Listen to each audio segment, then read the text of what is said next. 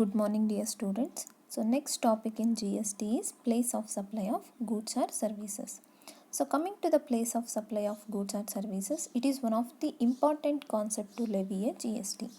So, place of supply, it helps to identify the type of supply, like whether it is interstate or intrastate. It helps to levy a tax. In case of place of supply, two things need to be considered, namely the registered place of supplier and registered place of recipient. Coming to the meaning of place of supply, it means the place where a supply of goods or services are made and where the GST may be charged or paid ಅಂತಂದರೆ place of supply ಅಂತ ಬಂದಿದ ತಕ್ಷಣ exactly ಆ supply of goods or services ಎಲ್ಲಿಂದ start ಆಯಿತು ಅಥವಾ departure ಆಗೋಕ್ಕೆ ಎಲ್ಲಿ ಸ್ಟಾರ್ಟ್ ಆಯಿತು, ಇಲ್ಲ ಮ್ಯಾನುಫ್ಯಾಕ್ಚರ್ ಆಗಿದ್ದು ಎಲ್ಲಿ, ಇಂಟ್ರಸ್ಟೇಟಲ್ಲ ಇಂಟ್ರಾಸ್ಟೇಟಲ್ಲ ಅಂತಂದರೆ ಎಲ್ಲಿಂದ ನಾವು GSTನ ಅಪ್ಲಿಕೇಬಲ್ ಮಾಡಬೇಕು, ಈ ಎಲ್ಲ ಡೀಟೇಲ್ಸ್ನ ನಾವು ತಿಳ್ಕೊಳ್ಳೋದಕ್ಕೋಸ್ಕರ ಪ್ಲೇಸ್ ಆಫ್ ಸಪ್ಲೈ ಅನ್ನೋ ಕಾನ್ಸೆಪ್ಟನ್ನ ಸ್ಟಡಿ ಮಾಡಬೇಕಾಗುತ್ತೆ. ಸೊ ಈ ಪ್ಲೇಸ್ ಆಫ್ ಸಪ್ಲೈ ಅಂತ ಬಂದಾಗ ನಾವು ಟೂ ಕಾನ್ಸೆಪ್ಟ್ಸ್ನ ಸ್ಟಡಿ ಮಾಡಬೇಕು. So intrastate supply and interstate supply ಅಂತ. ಇಂಟರ್ಸ್ಟೇಟ್ ಸಪ್ಲೈ ಅಂದರೆ ನಿಮಗೆ ಈಗಾಗಲೇ ಗೊತ್ತಿದೆ, the goods or services shall be considered as interstate supply. ಯಾವಾಗಪ್ಪ ಅಂದರೆ it should be a two different states ಅಂತಂದರೆ ನಮ್ಮ supply of goods or services ಏನಾಗಿರುತ್ತೋ ಅದು ಎರಡು ಸ್ಟೇಟ್ಗಳ ಮಧ್ಯೆ ಆಗಿರಬೇಕು, or two different union territories R A state and a union territory. So ಈ ಮೂರು ಕಂಡೀಷನ್ಸಲ್ಲಿ ಏನಾದರೂ supply of goods and services ಆಗಿದ್ದರೆ we will consider it is a interstate supply. So next ಒಂದು ಬಂದು ಇಂಟ್ರಾಸ್ಟೇಟ್ ಸಪ್ಲೈ. ಇಂಟ್ರಾಸ್ಟೇಟ್ ಸಪ್ಲೈ ಅಂತಂದರೆ within a state ಅಂತ ಗೊತ್ತು. The supply of goods or services where the location of the supplies and the place of the supply of goods or services are in the same state or same union territory shall be treated as the intrastate supply. Following supply of goods shall not be treated as intrastate supply. ನಾವು ಈಗ ತಾನೇ ಓದಿದ್ವಿ, ಇಂಟ್ರಾಸ್ಟೇಟ್ ಅಂದರೆ same state ಒಳಗಾಗಿರಬೇಕು ಅಥವಾ same union territory, within a union ಟೆರಿಟರಿಯಲ್ಲಿ supply of goods and services ಆಗಿರಬೇಕು. But ಕೆಲವೊಂದು following supply of goods shall not be treated as intrastate supply. ಯಾವುದಪ್ಪ ಅಂತಂದಾಗ supply of goods to or by a special economic zone developer or special economic zone unit. Special economic zones ಅಂತ ಒಂದು specific zones ಅಂತ ಬಂದಾಗ ನಾವಿಲ್ಲಿ ಅದನ್ನು ಇಂಟ್ರಾಸ್ಟೇಟ್ supply ಅಂತ consider ಮಾಡೋದಕ್ಕೆ ಆಗಲ್ಲ. First condition, goods imported into the territory of India till they cross the customs frontier of India or supplies made to a tourist.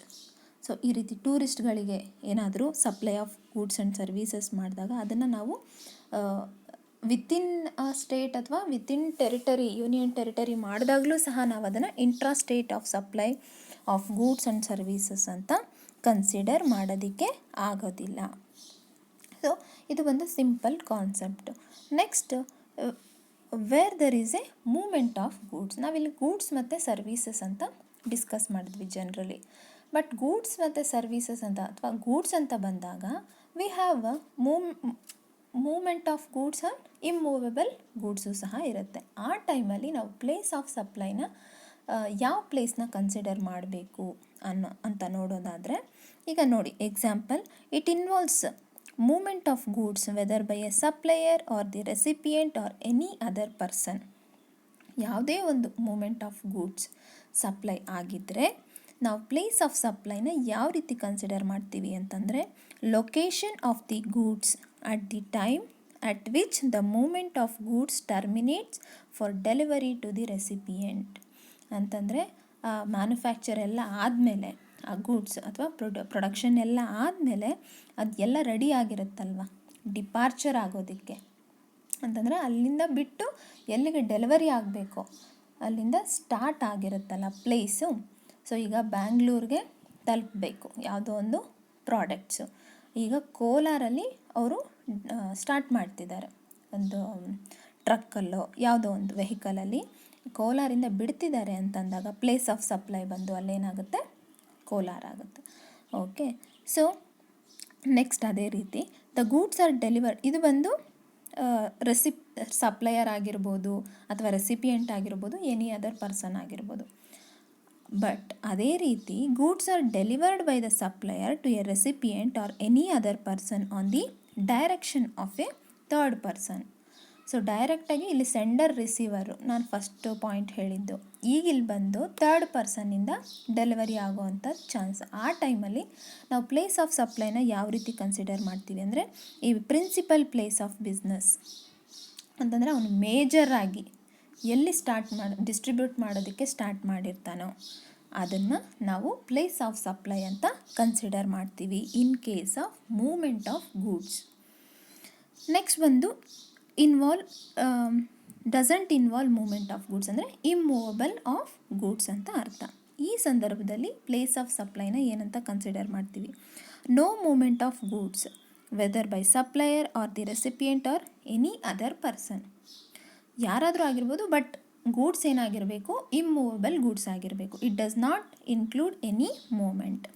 ಆಗ location of the goods at the time of delivery to the recipient ಅಂತಂದರೆ ಆ location ಏನಿರುತ್ತೆ delivery ಆಗೋದಕ್ಕೆ, ಈಗ delivery ಅಂತಂದರೆ ಅಲ್ಲಿ ಹೋಗಿ ತಲುಪೋದಕ್ಕೆ ready ಆಗಿರುತ್ತಲ್ಲ ಆ ಪ್ಲೇಸ್ನ ನಾವೇನಂತ ಕರಿತೀವಿ, ಪ್ಲೇಸ್ ಆಫ್ ಸಪ್ಲೈ ಅಂತ ಕರಿತೀವಿ. Location of the goods at the time of delivery to the recipient. Next, where the goods are assembled or installed at site. ಕೆಲವೊಂದು ಸಾಫ್ಟ್ವೇರ್ ಸರ್ವೀಸಸ್ ಆಗಿರ್ಬೋದು, ಕೆಲವೊಂದು ಏನಾಗುತ್ತೆ ಪ್ರೋಗ್ರಾಮ್ಸ್ ಆಗಿರ್ಬೋದು, ಇದೆಲ್ಲ ಇನ್ಸ್ಟಾಲ್ ಆಗಿರುತ್ತಲ್ಲ ಆ ಟೈಮಲ್ಲಿ ನಾವು ಯಾವುದನ್ನು ಪ್ಲೇಸ್ ಆಫ್ ಸಪ್ಲೈ ಕನ್ಸಿಡರ್ ಮಾಡ್ತೀವಿ ಅಂದರೆ, the place of such installation or assembly. ಎಲ್ಲಿ ಇನ್ಸ್ಟಾಲೇಷನ್ ಆಗಿರುತ್ತೋ ಆ ಪ್ಲೇಸ್ನ ನಾವು ಪ್ಲೇಸ್ ಆಫ್ ಸಪ್ಲೈ ಕನ್ಸಿಡರ್ ಮಾಡ್ತೀವಿ. So next, imports and exports of goods. Any purchases ಮತ್ತು ಸೇಲ್ಸ್ ಆದಾಗ ಗೂಡ್ಸ್ ಇಂಪೋರ್ಟೆಡ್ ಇಂಟು ಇಂಡಿಯಾ ಅಂತಂದರೆ, ಗೂಡ್ಸ್ ಇಂಪೋರ್ಟೆಡ್ ಇಂಟು ಇಂಡಿಯಾ ಅಂದರೆ ಗೂಡ್ಸು ಪರ್ಚೇಸ್ ಇಂಡಿಯಾಗೆ ಪರ್ಚೇಸ್ ಮಾಡಿಕೊಂಡಾಗ ಪ್ಲೇಸ್ ಆಫ್ ಸಪ್ಲೈ ಬಂದು ಲೊಕೇಶನ್ ಆಫ್ ದಿ ಇಂಪೋರ್ಟರ್. ಯಾರು purchaser ಇರ್ತಾನೋ ಅವನ ಪ್ಲೇಸ್ ಏನಿರುತ್ತೋ ಅದನ್ನು ನಾವು ಪ್ಲೇಸ್ ಆಫ್ ಸಪ್ಲೈ ಅಂತ ಕನ್ಸಿಡರ್ ಮಾಡ್ತೀವಿ. ಗೂಡ್ಸ್ ಎಕ್ಸ್ಪೋರ್ಟೆಡ್ ಫ್ರಮ್ ಇಂಡಿಯಾ ಅಂತಂದರೆ ಇಂಡಿಯಾದಿಂದ ಸೇಲ್ಸ್ ಆಗ್ತಿದೆ, ಎಕ್ಸ್ಪೋರ್ಟ್ ಆಗ್ತಿದೆ, ಆಗ location outside India. Place of supply ಬಂದು location outside of India. So ಇಷ್ಟು ಬಂದು ಗೂಡ್ಸ್ದು. ನೆಕ್ಸ್ಟ್ ಬಂದು place of supply of services within India. So, what shall be the place of supply in case of an immovable property under the following conditions? Where the immovable property or boat or vessel is located in more than one state or union territory, place of supply. Supply of service shall be treated as made in each of the respective state or union territories. The proportion to the value for services separately collected or determined in terms of the contract or agreement entered into in this regard. In the absence of such contract or agreement on such other basis as may be prescribed. ಅಂತಂದರೆ where there is a immovable property or a boat or vessel is located in more than one state or union territories ಅಲ್ಲಿ ಇದ್ದಾಗ place of ಸಪ್ಲೈನ ಅಂದರೆ ಅದು service ಕೊಡುತ್ತಲ್ವ, supply of service shall be treated as made in each of the respective states. ಎಲ್ಲೆಲ್ಲಿ manufacture ಮಾಡಿರ್ತಾರೋ ಅಲ್ಲಿ ಆ ರೆಸ್ಪೆಕ್ಟಿವ್ ಸ್ಟೇಟ್ಸ್ ಆಗಿರ್ಬೋದು, ರೆಸ್ಪೆಕ್ಟಿವ್ ಯೂನಿಯನ್ ಟೆರಿಟರೀಸ್ ಆಗಿರ್ಬೋದು, ಅದನ್ನು ನಾವು place of supply of services ಅಂತ ಕರಿತೀವಿ. Next, place of supply. So next ಇದು ಬಂದು ಇಮ್ಮೂವಬಲ್ ಪ್ರಾಪರ್ಟಿಗೆ. ನೆಕ್ಸ್ಟ್ ಬಂದು place of supply in the following specified services. ಕೆಲವೊಂದು ಸ್ಪೆಸಿಫೈಡ್ ಸರ್ವೀಸಸ್ ಲೈಕ್ ನೋಡೋಣ ಯಾವ್ದ್ಯಾವುದು ಅಂತ. Services of restaurant and catering services ಇದ್ದಾಗ place of supply location where such services are actually performed. ಅಂತಂದರೆ ನಾವು ಎಲ್ಲಿ ಆಪ್ಟ್ ಮಾಡ್ಕೊಳ್ತೀವೋ ಅದನ್ನು ನಾವು ಪ್ಲೇಸ್ ಆಫ್ ಸಪ್ಲೈ ಅಂತ ಕನ್ಸಿಡರ್ ಮಾಡ್ತೀವಿ.